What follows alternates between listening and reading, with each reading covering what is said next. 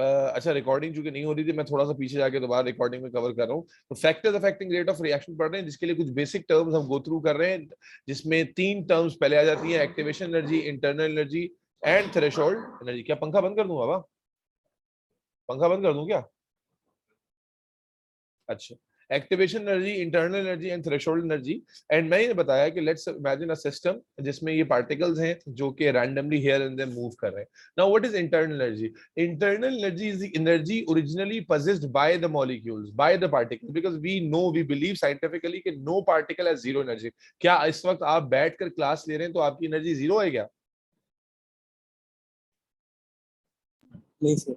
नहीं, ठीक है Sabahat. There is no time जब आपकी एनर्जी जीरो होती है, आपकी एनर्जी हमेशा कुछ ना कुछ रहती है। वो अलग बात है कि उसकी फॉर्म्स चेंज होती रहती है, कभी वो पोटेंशियल एनर्जी हो जाती है, कभी वो काइनेटिक हो जाती है, कभी वो कोई और टाइप की एनर्जी हो जाती है, but every particle has energy. तो इंटरनल एनर्जी को कैसे डिफाइन करते हैं कि पार्टिकल्स ऑफ मैटर की जो अपनी जाती खुद की एनर्जी जो पहले से उनमें मौजूद है naturally, we call it internal energy. और चूंकि हर पार्ट, अच्छा ये भी बड़ा इंपॉर्टेंट कॉन्सेप्ट है जो अगेन आपने ओ लेवल्स में सीखा हुआ है कि हर पार्टिकल की इंटरनल एनर्जी सेम नहीं होती। ठीक है, कुछ पार्टिकल्स की ज्यादा होती है। जैसे आपको अगर मैं इवेपोरेशन याद दिलाऊं तो आपने पढ़ा था कि इवेपोरेशन में जो पार्टिकल्स होते हैं वो सरफेस से निकलते हैं, क्योंकि सरफेस वाले पार्टिकल्स की एनर्जी नीचे वाले पार्टिकल से ज्यादा होती है। कुछ याद आ रहा है? जी सर। तो इसका मतलब ये हुआ अनस कि हर पार्टिकल की एनर्जी सेम नहीं होती, तो इसलिए पार्टिकल्स की एनर्जी में differ, internal energy.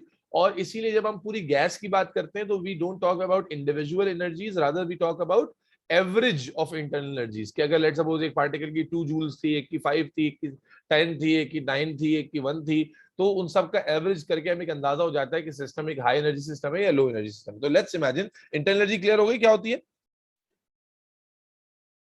Ji sir. So let's imagine, just for example, okay, this particle has energy of 10 joule, this particle has energy of 20 joule, this particle has energy of 30 joules, this particle has energy of 10 joule again, this particle has energy of 20 joule again, and this particle has energy of, let's say, 80 joules, this particle has an energy of 60 joules, this particle has an energy of 70 joules. ठीक है, वैसे मैंने इसे late किया है। So these are their internal energies, and we can take out the average internal energy of the system by taking the average. Okay. Then to start a reaction, listen very carefully. For a reaction to, अगर for example अगर मैं तुम्हें समझो कि ये कहता हूँ कि पेट्रोल तुम्हारे पास मौजूद है, क्या वो पेट्रोल तुम्हारे पास एक कमरे में रखा रखा आग पकड़ लेगा क्या? नहीं सर। अब आपके ध्यान में शायद आ रहा हो कि हाँ गर्मी हो तो पकड़ ले, गर्मी हो तो पकड़ेगा ना, बैठे बैठे खुद ब खुद तो नहीं पकड़ लेगा। या इसी तरह आप जानते हैं कि hydrogen oxygen react to form water, तो क्या अगर मैं एक सिलेंडर में हाइड्रोजन और एक सिलेंडर में ऑक्सीजन को मिला दूं तो वाटर बन जाएगा? बोलो भाई, सवाल, तुम्हारी आवाज नहीं आ रही मुझे। नहीं सर। नहीं बनेगा। हालांकि आप जानते हैं कि they react to form water, but they will not react. क्यों नहीं रिएक्ट करेंगे? क्योंकि हर रिएक्शन को अकर होने के लिए सर्टेन कंडीशंस रिक्वायर्ड होती हैं, जिसमें से एक बहुत इंपॉर्टेंट कंडीशन होती है टेम्परेचर की। तो आप ये पढ़ते आए हैं कि ये रिएक्शन इसी टेम्परेचर पे होगा। For example, we all know that coke is the substance which convert into diamond.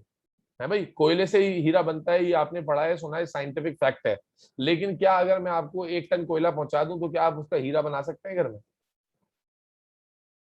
नहीं नहीं सर। नहीं बना सकते, because we also know at the same time that that coke has to be under immense pressure and geothermal energy to slowly convert into diamond. तो कहने का मकसद ये है कि for every reaction there is minimum amount or there is a requirement of energy value that must be achieved. अच्छा, there are some reactions जो खुद ब खुद है। For example, अगर मैं सोडियम मेटल लेता हूँ तो सोडियम मेटल की ऑलरेडी एनर्जी इतनी ज्यादा है कि मैं अगर उसे नॉर्मली छोड़ूंगा तो वो रिएक्ट कर जाएगा विदाउट डूइंग एनीथिंग। सो बताने का मकसद ये है कि for a reaction to start, for a reaction to occur, there is a total requirement of energy. That energy must be present in the molecules or in the system to for the reaction to occur. And that total value of energy is called threshold energy, not activation. That total value of energy is called threshold energy. For example, मेरी example से तुम्हें बात पूरी समझ में आ जाएगी। तो मान लेते हैं कि इस रिएक्शन को स्टार्ट करने के लिए जो एनर्जी हमें चाहिए वो 100 जूल है। सो 100 joule is the total value of energy which is when achieved reaction will occur. समझ में आ रही है? अब molecules right now have different values of energy, 20, 30, 40, 80, लेकिन but the total value of energy required to start a reaction between two molecules, it should be 100 joule. So this 100 joule would be called as threshold energy. Am I clear? So let me just describe these two terms again. Internal energy is the energy possessed originally by the molecules, and threshold energy is the total amount of energy required to start a reaction or required for the reaction. Is that clear? Yes, sir. अब Yes, आपके sir. जहन में आ रहा होगा कि यार हमने तो एक्टिवेशन एनर्जी पढ़ा था, जो सर जिसको कह रहे हैं कि टोटल एनर्जी, उसको यानी सर जिसको थ्रेशोल्ड कह रहे हैं, हमने तो शायद आपके सवाल आपके दिमाग में आ रहा है या नहीं आ रहा कि सर गाजी ने तो कुछ और पढ़ाया था, सर नूर कुछ और पढ़ा रहे हैं, सर नूर गलत पढ़ा रहे होंगे। नहीं सर, गलत होगा नहीं, लेकिन ये हो रहा है कि थ्रेशोल्ड एनर्जी भी एक्टिवेशन एनर्जी जैसी ही लग रही है। लेसी लग रही है ना, तो अब थोड़ा सा तो वो आना चाहिए ना, जरा क्या कहते हैं, फील द डिफरेंस वाली बात। तो अब लिसन केयरफुली। तो थ्रेशोल्ड एनर्जी मेरी एग्जांपल में 100 है। अब एक्टिवेशन एनर्जी क्या है? एक्टिवेशन एनर्जी समझते हैं। एक्टिवेशन एनर्जी समझने से पहले अगर आपको याद हो तो आपने पढ़ा था reaction is a result of collision. Yes और नो? ओ लेवल में आप कोलिजन थ्योरी पढ़ कर आए ना, chemical reaction is a result of yes sir. Collision between the molecules. और कोलिजन आपने पढ़े थे कि दो तरह के होते हैं, इफेक्टिव नॉन इफेक्टिव या सक्सेसिव नॉन सक्सेसिव। यस और नो? Yes sir. और रिएक्शन किसका रिजल्ट होता है ना, सक्सेसिव कोलिजन का या नॉन सक्सेसिव कोलिजन का? Successive. सक्सेसिव कोलिजन का। अब लिसन केयरफुली, अब आपको मेरी पूरी बात थोड़ी देर में समझ में आने लगी। Listen very carefully. मान लो कि these molecules are moving randomly here and there, and this molecule right here, this 10 joule वाला molecule collides with this 60 joule वाला molecule.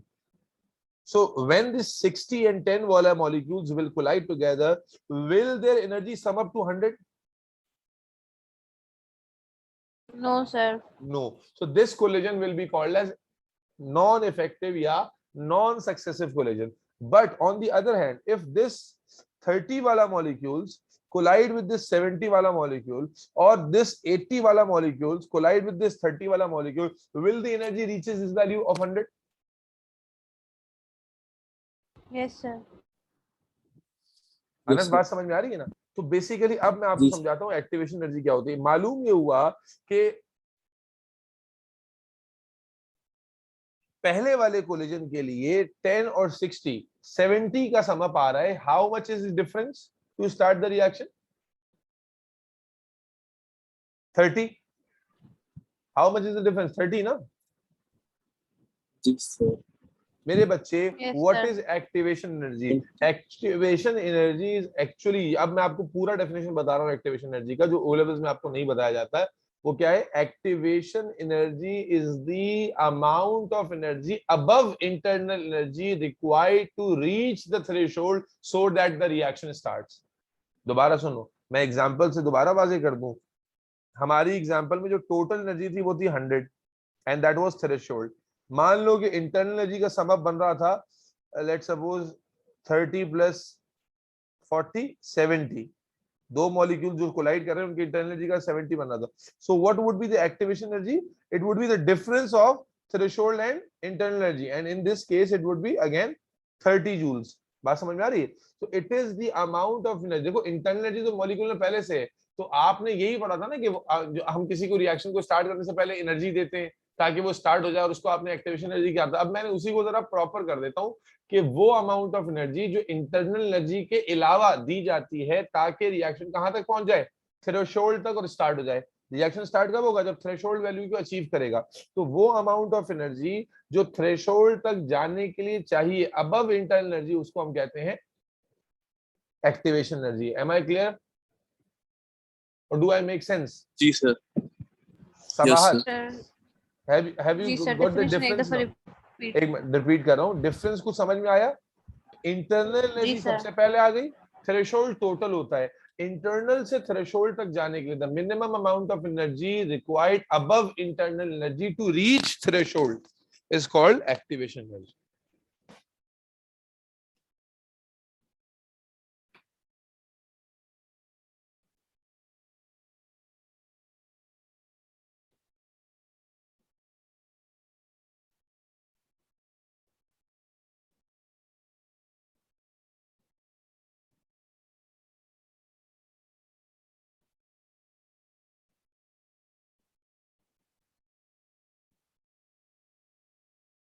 समझ में आ गया?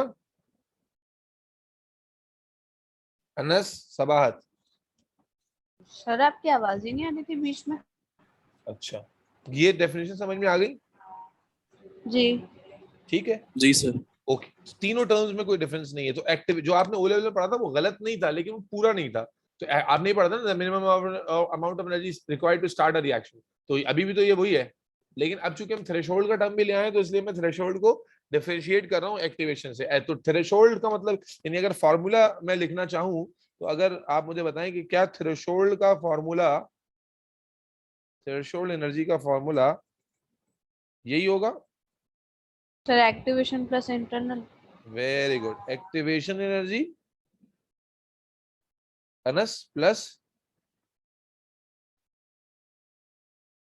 Internal energy. Internal.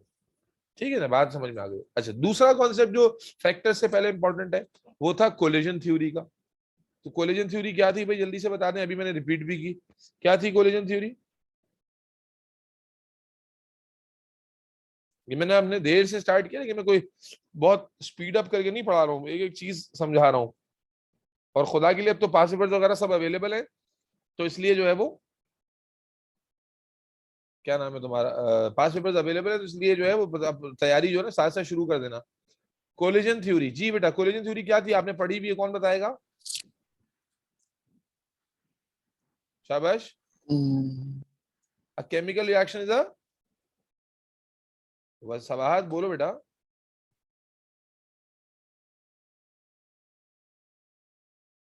Hello. Sir, chemical reaction is a react product of collision theory. Is a result of collision, collision theory. लिख लो साथ साथ, ये आती है एक्सप्लेनेशन लिखने में ना, काम आएगी। Between reactant molecules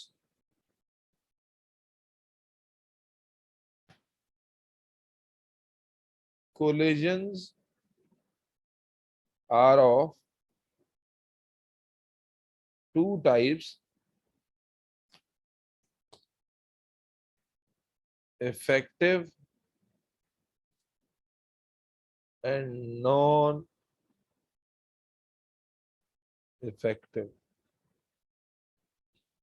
Collision which reaches to threshold, क्या ख्याल है, यही कहेंगे? जी sir. Are,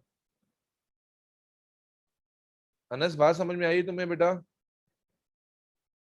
ji sir.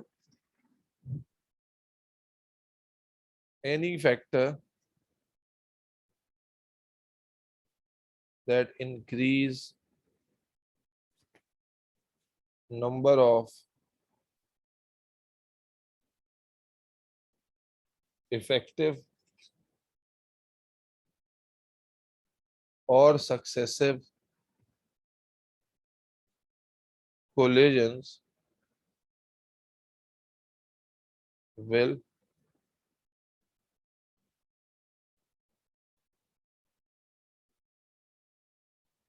increase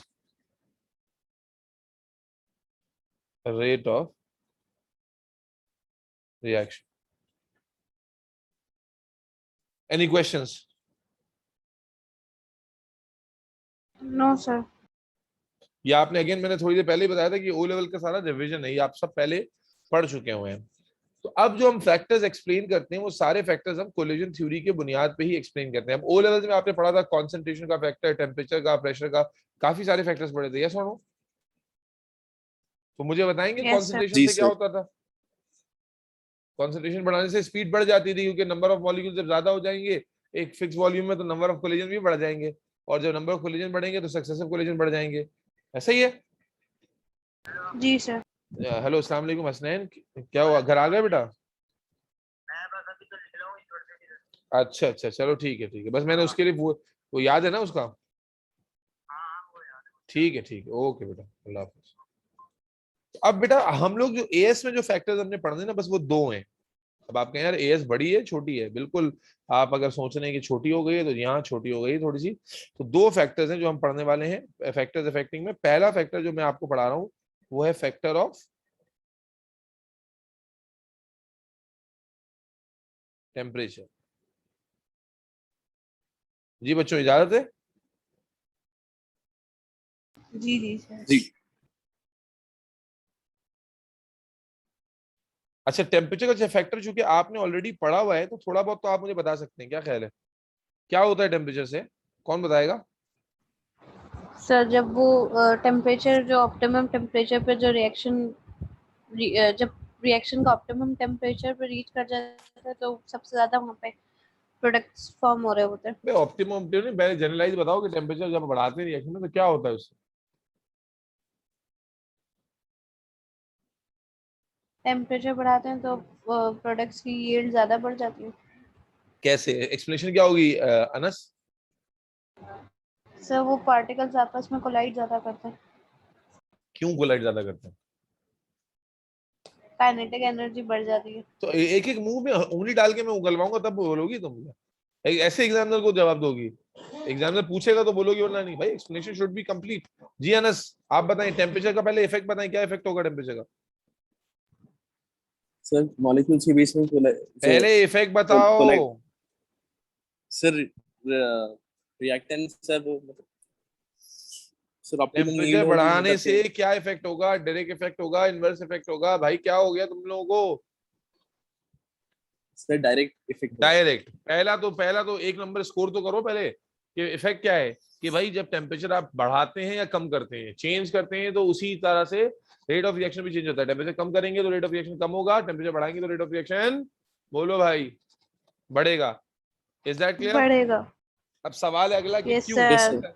how, why this is happening. अब इसका जवाब शुरू होगा। अब अनस बताओ क्या बता रहे थे? सर मॉलिक्यूल्स ज्यादा कोलाइड करेंगे एक दूसरे से, इस वजह भाई से। ऐसे नहीं, ऐसे नहीं, कैसे डायरेक्ट कोलाइड कर देंगे? अब्बा जी का राज चल रहा है क्या? पहले कुछ होगा तो कोलाइड ज्यादा करेंगे ना भाई। When we supply the heat और when we increase the temperature, molecule absorb energy and their internal energy increase. Idiots, अभी ऊपर मैं सारी टर्म्स क्यों बता कर रहा हूं? हैं तुम लोग क्या नशे वशे में तो क्लास नहीं ले रहे हो?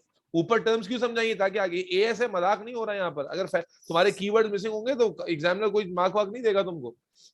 वो घर किचन लैंग्वेज में थोड़ी बातें करनी है भाई। ऊपर टर्म्स बता कर आए उसको उसको यूज करो कि जब आप टेम्परेचर या हीट अप्लाई देंगे तो मॉलिक्यूल विल अब्सॉर्ब एनर्जी, जिससे उनकी जो एवरेज इंटरनल एनर्जी होगी वो बढ़ जाएगी। जब एवरेज इंटरनल एनर्जी बढ़ जाएगी तो जो अब लेट्स सपोज पहले 60 और 30 वाला कोलाइड कर रहा था और जो है ना सम अप एनर्जी 90 आ रही थी, ऐसा ही है। अब अगर वो उनकी एवरेज इंटरनल एनर्जी बढ़ गई, 60 वाले की बढ़ गई 80 हो गई, और 80 वाले की बढ़ जो 30 वाला है उसकी बढ़कर लेट्स से कि 70 हो गई या 50 हो गई, तो अब 80 और 50 वाले जो पहले 60 30 वाले थे, व्हेन दे कोलाइड, क्या उनका कोलिजन पहले इफेक्टिव था? पहले इफेक्टिव था या नहीं था? नहीं लेकिन अब नहीं नहीं वही था। सर। कोलिजन इफेक्टिव होगा या नहीं होगा? होगा। जी सर। होगा। तो भाई पूरे एक्सप्लेनेशन को जरा लाइन अप तो करो। तो असल में टेम्परेचर क्या कर रहा है? मॉलिक्यूल की इंटरनल एनर्जी बढ़ा रहा है। और जब मॉलिक्यूल की इंटरनल एनर्जी बढ़ रही है तो उससे वो ज्यादा तेजी से मूव करेंगे। और दो तरह से टेम्परेचर इफेक्ट कर रहा है। पहला, वो ज्यादा तेजी से मूव करेंगे क्योंकि उनकी इंटरनल एनर्जी बढ़ जाएगी। दूसरा, उनके कोलिजन्स भी इफेक्टिव ज्यादा हो, यानी देखो दो फैक्टर इसको अलग अलग आइडेंटिफाई करना, क्योंकि आगे अगले जो फैक्टर्स हैं उसमें हो सकता है कि वो दोनों पे इफेक्ट ना कर रहा हो। टेम्परेचर दोनों पे इफेक्ट कर रहा होता है। टेम्परेचर मॉलिक्यूल की इंटरनल एनर्जी, काइनेटिक एनर्जी भी बढ़ाता है जिससे उनके फ्रीक्वेंसी ऑफ कोलिजन भी बढ़ता है। और फिर इंटरनल एनर्जी बढ़ने की वजह से वो कोलिजन जो पहले सक्सेसिव नहीं थे, इंटरनल एनर्जी बढ़ जाने की वजह से वही कोलिजन अब क्या हो जाते हैं? सक्सेसिव। तो टेम्परेचर दोनों एंगल से टारगेट कर रहा है। पहला, फ्रीक्वेंसी ऑफ कोलिजन भी बढ़ा रहा है, और दूसरा जो नंबर ऑफ सक्सेसिव कोलिजन है वो भी बढ़ा रहे हैं। ठीक है, जी सर। सब बात समझ में आती है? जी सर। हाँ, इसकी एक्सप्लेनेशन लिखते हैं आपके लिए। एक्सप्लेनेशन क्या होगी इसकी कि भाई एज द टेम्परेचर, अच्छा इंक्रीज हो रहा है तो ये सब होगा, डिक्रीज होगा तो इसका ऑपोजिट हो जाएगा। ये सुनो,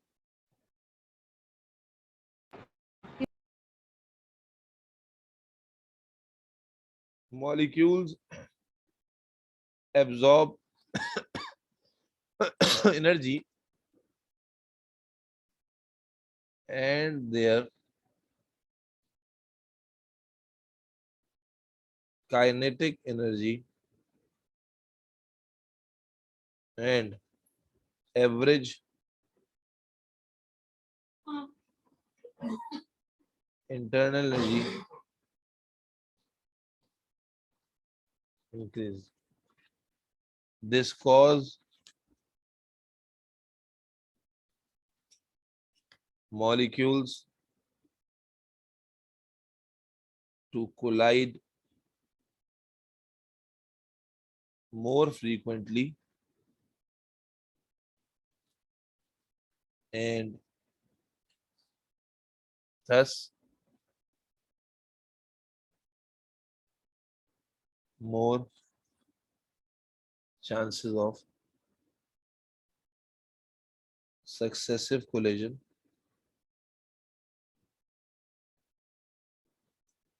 which increase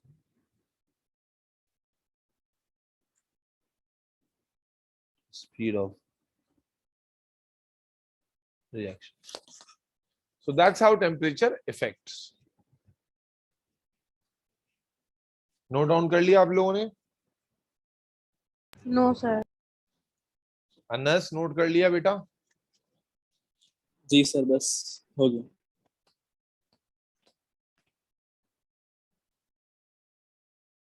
सर हो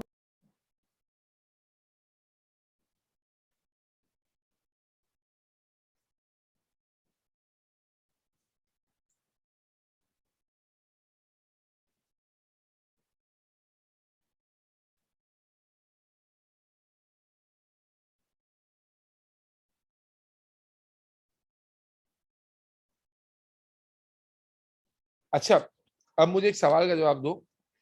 ये एमसीक्यू में ये सवाल जो है वो आता है और आई होप कि आप सही आंसर कर लेंगे। तो गौर से देखिएगा, इतना मुश्किल सवाल नहीं।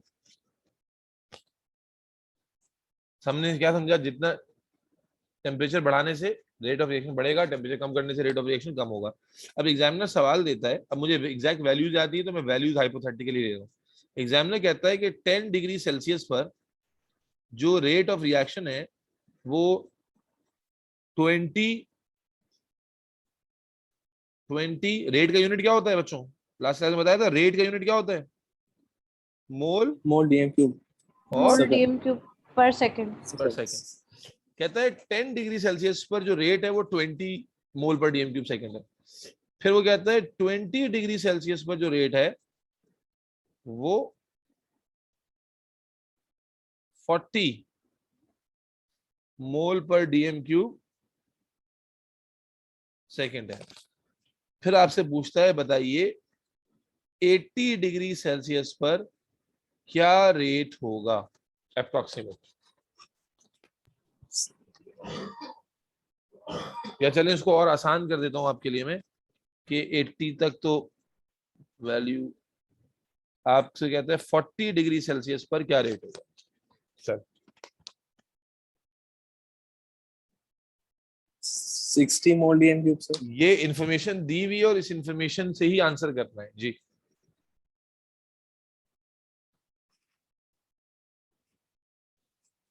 बोलो भाई, सबाहत,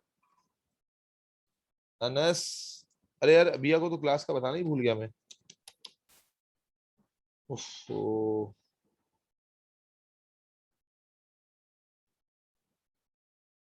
सर 80 डिग्री 80 मोल पर डीएम क्यूब पर सेकंड।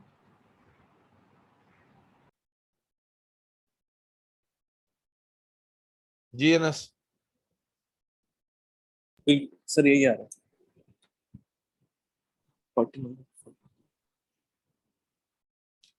अच्छा जी, अगर ऐसा ही होता, इतना ही आसान होता तो नूर मोहम्मद आपके आगे क्वेश्चन डालते क्यों हैं? असल में आप या बहुत सारे बच्चे इसका जवाब सही नहीं दे पाते, सिर्फ वो सिवाय उनके कि जिनको कोई अच्छा टीचर मिल गया होता है या फिर जिन्होंने टेक्स्ट बुक से रीडिंग की होती है। अब टेक्स्ट बुक केमिस्ट्री की रीड करने वालों की तादाद ना होने के बराबर है, क्योंकि हमारी टेक्स्ट बुक बहुत सारी चीजों में इंतहाई फजूल है। पेपर बहुत अलग लेवल पे आता है और टेक्स्ट बुक अलग लेवल पे, तो ज्यादातर बच्चों को इस एमसीक्यू का जवाब जो उनको लग रहा होता है वो नहीं होता और इस वजह से वो गलत कर देते हैं। लेकिन आपको यहाँ पर मैं टेक्स्ट बुक की इंफॉर्मेशन को एक्सट्रैक्ट करके बता रहा हूँ ताकि आप जो है वो गलत ना करें, और अगर आप भी गलत करेंगे तो फिर आपकी जो है ना, बस फिर आपकी तो क्या ही बात है। मेरे बच्चों, ये इंफॉर्मेशन के साथ जो इंफॉर्मेशन गिवन थी और जितनी आपके पास अकल थी महदूद, उसमें आपने आंसर निकाला 80, ठीक है ना? या क्यों कोई बोलेगा 60, तो दोनों ही आंसर गलत है। क्योंकि एग्जामिनर बड़ा चालाक है, उसको पता है बच्चे ने इन्फॉर्मेशन रीड नहीं की हुई और वो डेटा भी ऐसे ही देगा कि आप फंस जाए। देखो भाई, ये उस वक्त सही होता जब आपको ये इन्फॉर्मेशन पता होती क्या, कि हम ये प्रैक्टिकली एक्सपेरिमेंटली एस्टिमेट कर चुके हैं कि for every 10 degree rise, listen carefully, for every 10 degree rise in temperature और for every 10 degree change in temperature, rates रफली डबल।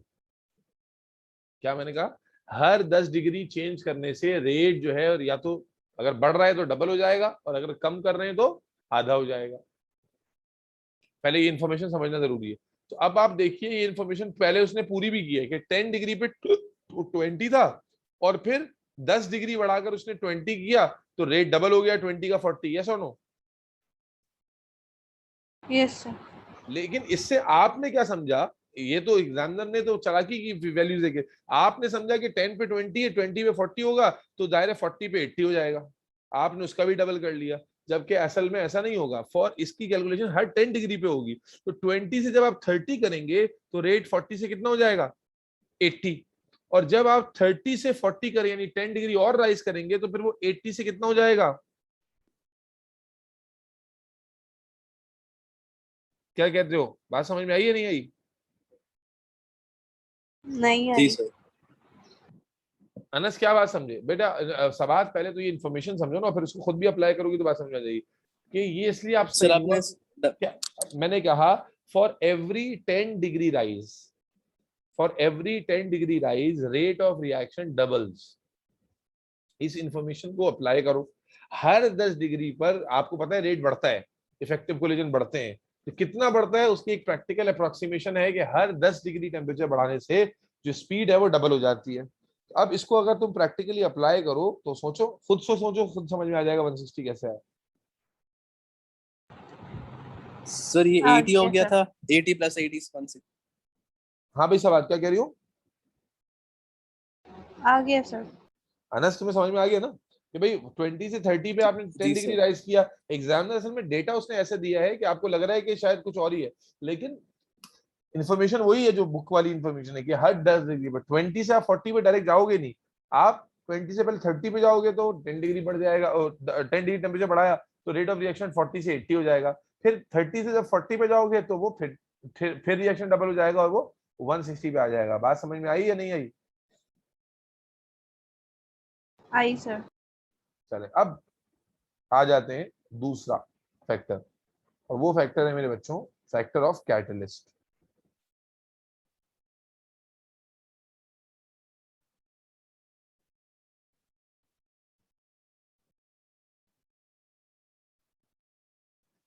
भाई कैटलिस्ट क्या होता है ये आपने ऑलरेडी पढ़ा हुआ है। क्या पढ़ा है आपने कि कैटलिस्ट जो है वो मॉलिक्यूल, जैसे टेम्परेचर बढ़ाने से मॉलिक्यूल की एनर्जी बढ़ रही थी, यस और नो? Yes sir. लेकिन क्या कैटलिस्ट से मॉलिक्यूल की एनर्जी पे कोई फर्क पड़ता है? कैटलिस्ट का नहीं काम क्या सर। होता है? ओ लेवल्स में क्या पढ़ा था कि it has the sir ability to lower. Activation energy lower करता है। Very good, activation energy lower करता है। असल में क्या करता है, ये थ्रेशोल्ड एनर्जी को नीचे ले आता है। जहां रिएक्शन 100 जूल पे स्टार्ट होना था, वहां पर रिएक्शन 100 जूल की जगह 30 या 70 जूल पे स्टार्ट हो रहा है, 70 जूल पे स्टार्ट हो रहा है। तो अब अगर 70 जूल पे स्टार्ट होने लगा, पहले अगर मॉलिक्यूल कोलाइड कर रहे थे उनका एनर्जी जो है वो 70 जूल था, तो वो रिएक्शन इफेक्टिव नहीं था। लेकिन अब अगर वही मॉलिक्यूल कोलाइड करेंगे उतनी ही एनर्जी से करेंगे, तो अब वही कोलिजन इफेक्टिव काउंट होगा, यस और no? Yes sir. Yes sir. समझ में आई बात? तो कैटलिस्ट का इफेक्ट क्या होता है कि भाई कैटलिस्ट क्या करता है? Lowers the speed of activation energy activation effect. Energy. क्या ये नंबर ऑफ कोलिजन को बढ़ाता है? नो। क्या ये चांसेस ऑफ सक्सेसिव कोलिजन को बढ़ाता है? नो। नहीं बढ़ाता। Sorry, not chances, frequency of collision को बढ़ाता है या फ्रीक्वेंसी ऑफ कोलिजन को? Anas?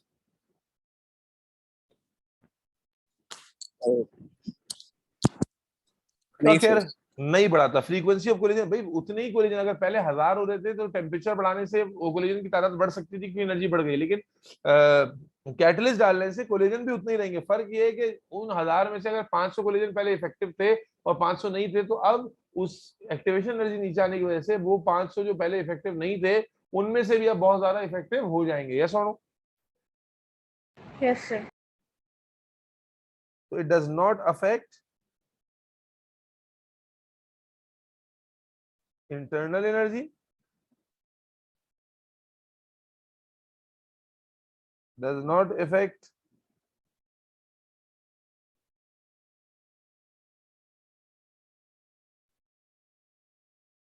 frequency of collision, but frequency of collision increase नहीं होते, लेकिन फिर भी number of successive collision increase हो जाते हैं। yes or no? Yes sir. ये बात समझ में आई है ना कि ओवरऑल 100 के 100 ही कोलिजन है, लेकिन फिर भी नंबर ऑफ सक्सेसिव कोलिजन बढ़ जाते हैं। जी सर समझ में। क्यों? क्योंकि जो कोलिजन पहले नॉन सक्सेसिव थे अब वही सक्सेसिव बन जाते हैं। ये होता था कैटलिस्ट का इफेक्ट। यस और नो? अब ये दो ही इफेक्ट थे बेटा एएस के अंदर, ठीक है, ये दो ही इफेक्ट थे एएस के अंदर। अच्छा, कैटलिस्ट की दो टाइप्स भी हैं, जल्दी से डिस्कस कर लेते हैं। Types of catalyst.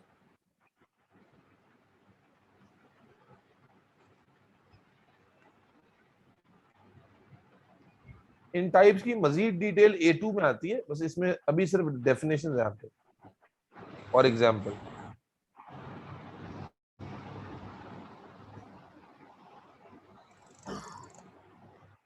सबाहत समझ तो नहीं आ रहा ना बेटा? सर आ रहा है समझ। नहीं कुछ याद आ रही होगी कि वो एक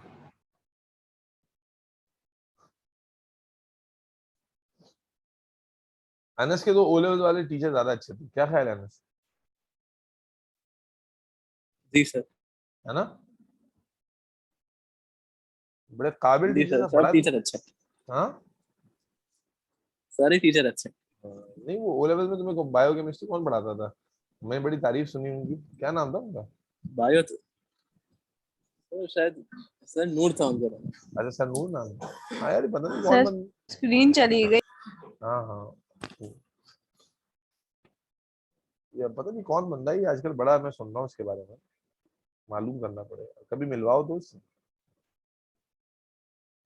इंशाल्लाह सर। हम्म? सर वो बहुत बिजी होते हैं, उससे मिलते नहीं हैं किसी से। अच्छा अच्छा, चलो। Types of catalyst. बेटा कैटलिस्ट यहाँ हम पढ़ते हैं दो टाइप्स के होते हैं। एक होते हैं होमो जीनस कैटलिस्ट और एक होते हैं बेटा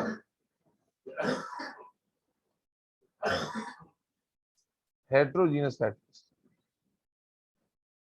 होमोजीनस कैटलिस्ट और हेट्रोजीनस कैटलिस्ट।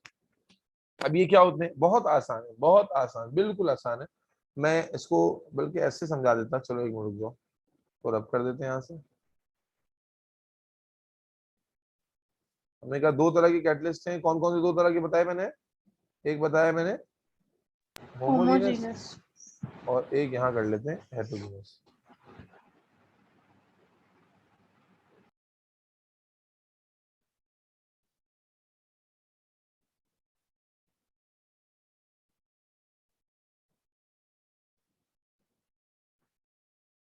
अनस तो मुझे नोट्स लेके गए थे, खोल के भी देखे उसके बाद तुम नहीं? जी सर, वो बायो का मैंने खोल के देखा सर, वो सारा ओ लेवल्स वाला ही था ज्यादातर। अच्छा जी सर। अच्छा, फिर हाँ मैंने जी। वो वाला हिस्सा पढ़ा जो ओ लेवल्स में नहीं है। अच्छा अच्छा, तुम्हें सबर नहीं है कि मतलब वो तुम्हें लगता है कि जो है वो मौका नहीं आएगा उसको पढ़ने का है? नहीं नहीं आएगा, मगर सर वो थोड़ा ऐसे ही मैं देख रहा था। अच्छा, जी एएस सर। की बायोलॉजी फिर भी जरा बोरिंग है, A2 की ज्यादा मजेदार है। होमोजीनस हेट्रोजीनस जी कैटलिस्ट। होमोजीनस कैटलिस्ट क्या होता है बेटा? डेफिनेशन करते हैं मेरे बच्चे। जब किसी रिएक्शन में रिएक्टेंट्स और कैटलिस्ट दोनों सेम स्टेट में हो, listen carefully once again, when during N